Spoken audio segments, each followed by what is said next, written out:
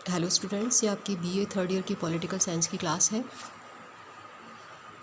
जो last class थी उसमें अपने प्लेटो के आदर्श राज्य संबंधी विचार का थ्योरी ऑफ आइडियल स्टेट का अध्ययन किया था। वह विचार किन परिस्थितियों में प्लेटो के द्वारा प्रस्तुत किया गया था, इसका भी हमने अध्ययन किया। देखिए, प्लेटो के द्वारा जो पुस्तक लिखी गई रिपब्लिक, उसका केंद्रीय विषय यह है कि अच्छे मनुष्य तथा अच्छे जीवन की समस्याओं पर विचार करना। और प्लेटो का ये मानना था कि अच्छा मनुष्य और अच्छा जीवन केवल अच्छे राज्य में ही संभव हो सकता है। इसी वजह से वह अपनी पुस्तक में एक न्याय पर आधारित राज्य की रचना के बारे में बात करता है। तो प्लेटो ने अपने समाज में कुछ बुराइयां देखी थी, कुछ समस्याएं, कुछ कमियां देखी थी, शासन व्यवस्था में कुछ कमियां देखी थी। तो इन बुराइयों को दूर करने के लिए उसने रिपब्लिक में न्याय पर आधारित एक आदर्श राज्य की कल्पना की। तो हम आगे बढ़ते हैं कि न्याय क्या है, व्हाट इज़ जस्टिस। अब देखिए, प्लेटो ने अपनी न्याय संबंधी जो धारणा है उसको देने से पहले उस समय यूनानी समाज में जो न्याय की कुछ त्रुटिपूर्ण सिद्धांत थे उनका खंडन किया और उसके बाद भी अपनी न्याय की परिभाषा प्रस्तुत की। यानी प्लेटो, यहाँ पे आप ध्यान से समझिएगा, प्लेटो अपने न्याय सिद्धांत का प्रतिपादन करने से पहले कुछ पात्रों के संवादों यानी कि डायलॉग्स के माध्यम से उन मतों का खंडन करता है जो कि उस समय के यूनानी समाज में धर्म के रूप में प्रचलित थे। कुछ ऐसे त्रुटिपूर्ण सिद्धांत थे। कुछ पात्र होंगे, वो संवाद अभिव्यक्त करेंगे और उसके बाद में प्लेटो उनका खंडन करेगा और इनका खंडन करने के बाद में प्लेटो अपनी परिभाषा जो है वो प्रस्तुत करता है। ठीक है, तो सबसे पहले हम पढ़ते हैं उस समय प्रचलित जो न्याय के सिद्धांत थे। उसमें सबसे पहला जो सिद्धांत है वो है परंपरावादी सिद्धांत यानी कि ट्रेडिशनल थ्योरी। तो इसके जो प्रतिपादक है वो है सिफालस और पॉलीमार्कस। अब देखिए, इनके जो संवाद हैं उनके माध्यम से प्लेटो उस समय जो न्याय संबंधी धारणा थी उनको अभिव्यक्त करवाता है। सिफालस जो है उसका कहना है कि न्याय सत्य बोलने तथा कर्ज चुकाने में निहित है। न्याय सत्य बोलने तथा कर्ज चुकाने में निहित है। तो प्लेटो ने सिफालस के द्वारा जो न्याय संबंधी धारणा दी गई थी इसका खंडन किया और खंडन करते हुए कहा कि न्याय की जो परिभाषा है ये कुछ परिस्थितियों में अन्यायपूर्ण भी हो सकती है। जैसे कि सत्य बोलना हर परिस्थिति में न्यायपूर्ण नहीं हो सकता है। अगर कोई शत्रु देश है वो अपने हमसे अगर सैनिक रहस्यों की जानकारी मांगना चाहे तो ऐसी परिस्थिति में सत्य बोलना न्यायपूर्ण नहीं हो सकता है। या कोई व्यक्ति हमसे या किसी व्यक्ति से हम हथियार मांगे और जब हम उसको वापस लौटाएं तब उसकी मानसिक स्थिति ठीक ना हो तो ऐसे में उसको हथियार लौटा देना वो भी न्यायपूर्ण नहीं हो सकता है।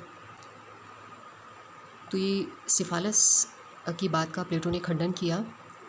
सिफालस का जो पुत्र है पॉलीमार्कस, उसका कहना है कि न्याय प्रत्येक मनुष्य को वह देने में है जो उसके लिए उचित है, कि प्रत्येक व्यक्ति को उसको उचित व्यवहार देना ही न्याय है।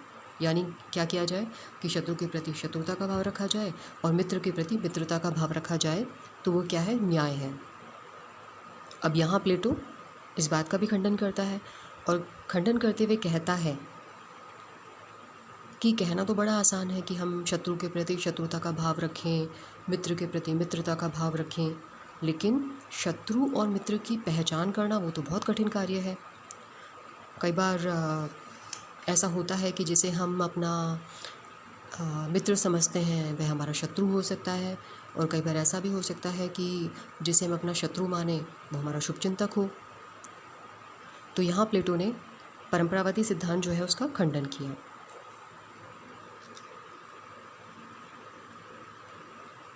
दूसरा जो है सिद्धांत वो है क्रांतिकारी सिद्धांत, रेडिकलिज्म। इसके जो प्रतिपादक है वो है थ्रैसिमैकस, और थ्रैसिमैकस का कहना है कि शक्तिशाली का हित ही न्याय है। Justice is the interest of the stronger.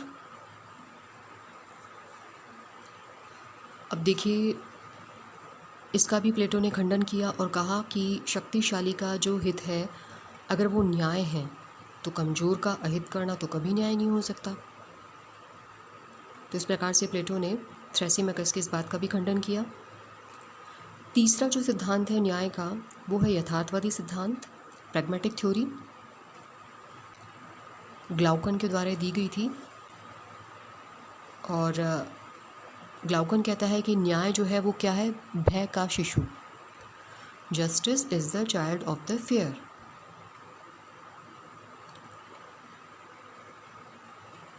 तो ग्लाउकन क्या कहता है कि जो कानून बनते हैं उनके पीछे क्या होता है, दंड की शक्ति होती है, और व्यक्ति क्यों पालन करता है कानूनों का, उस दंड की शक्ति के भय की वजह से। ठीक है। साथ में ग्लाउकन यह भी कहता है कि न्याय जो है वो कमज़ोर की आवश्यकता है, ना कि शक्तिशाली का हित।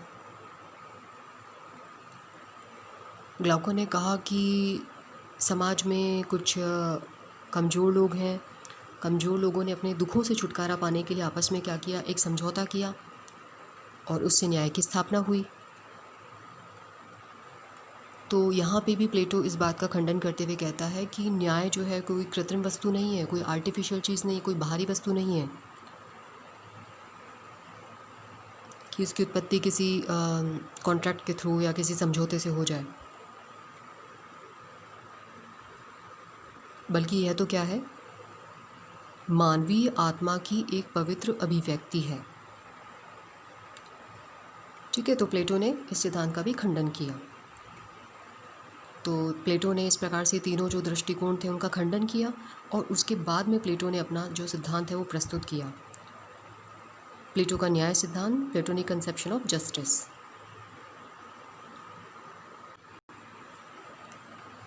अब देखिए, ये प्लेटो ने अपने न्याय संबंधी सिद्धांत में क्या कहा है।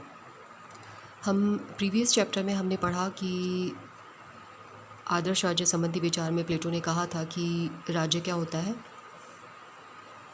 व्यक्ति का वृहद रूप, और उसने क्या कहा था कि जो मानवीय आत्मा है उसका निर्माण 3 तत्वों से होता है, क्षुधा यानी कि एपेटाइट, साहस यानी कि स्पिरिट, और तीसरा है विवेक यानी कि रीज़न। तो इन 3 तत्वों के आधार पर राज्य में क्या होता है, 3 वर्ग बनते हैं, 3 वर्गों का उदय होता है और ये तीनों वर्ग क्या करते हैं, अपना अपना कार्य करते हैं। जैसे हमने पढ़ा था कि राज्य में 3 वर्ग बनते हैं, एक उत्पादक वर्ग होता है, एक सैनिक वर्ग होता है, एक दार्शनिक वर्ग होता है। तो तीनों वर्ग क्या करते हैं, अपना अपना कार्य करते हैं। जैसे कि कुछ व्यक्ति ऐसे होते हैं जिसमें कि पहले वाले गुण की प्रधानता हो, यानी कि तृष्णा की, एपेटाइट की प्रधानता हो, तो वो किस में शामिल होगा, उत्पादक वर्ग में, और उसका प्रमुख कार्य क्या हो जाएगा, उत्पादन करना। जिसमें साहस की प्रधानता होगी वो किस में शामिल होगा, सैनिक वर्ग में शामिल होगा, और उसका प्रमुख कार्य क्या होगा, रक्षा करना।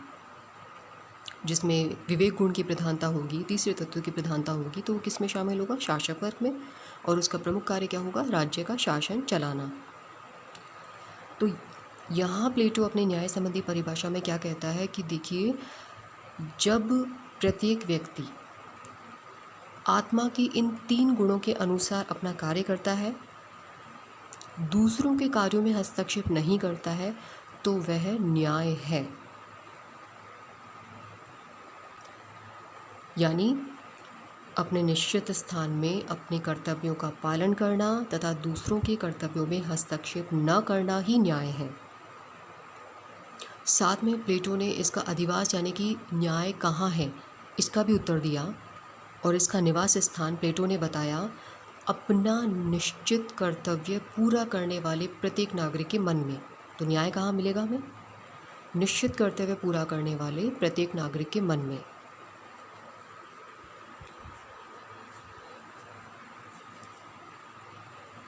तो प्लेटो का जो न्याय सिद्धांत है ये संयम, संतुलन, कर्तव्यपरायणता इसका पर्यायवाची है।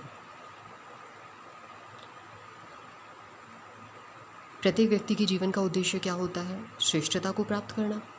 और श्रेष्ठता तब कब प्राप्त की जा सकेगी? जब व्यक्ति अपनी प्राकृतिक क्षमता के आधार पर निश्चित कार्य करे और उस कार्य को करने में क्या करे? अधिक से अधिक कार्यकुशलता प्राप्त कर ले।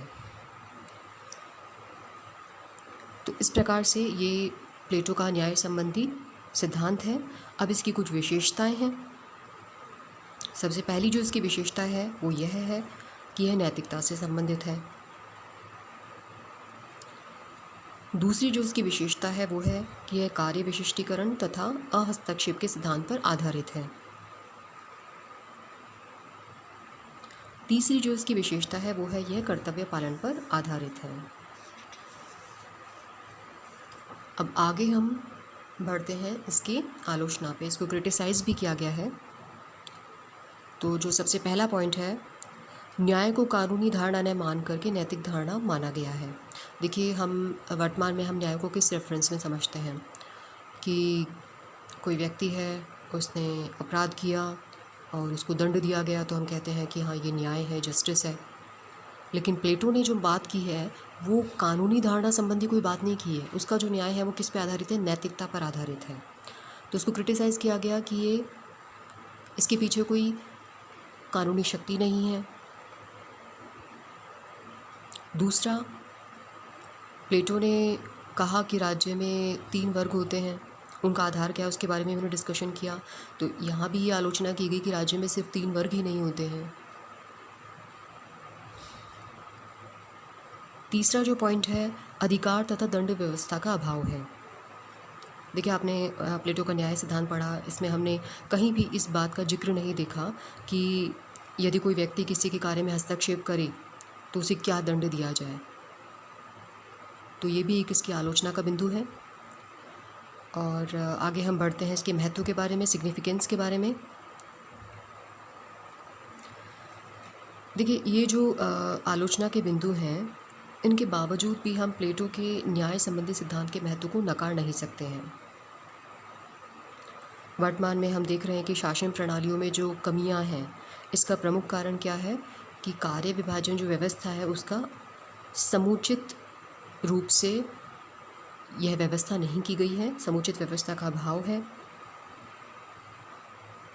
और वर्तमान में कानून के पीछे वैधानिक शक्ति होने के बावजूद नैतिकता का अभाव है। इसकी वजह से उसका कोई महत्व नहीं रह जाता है। तो प्लेटो का जो न्याय का सिद्धांत है उसका महत्व अपने आप बढ़ जाता है।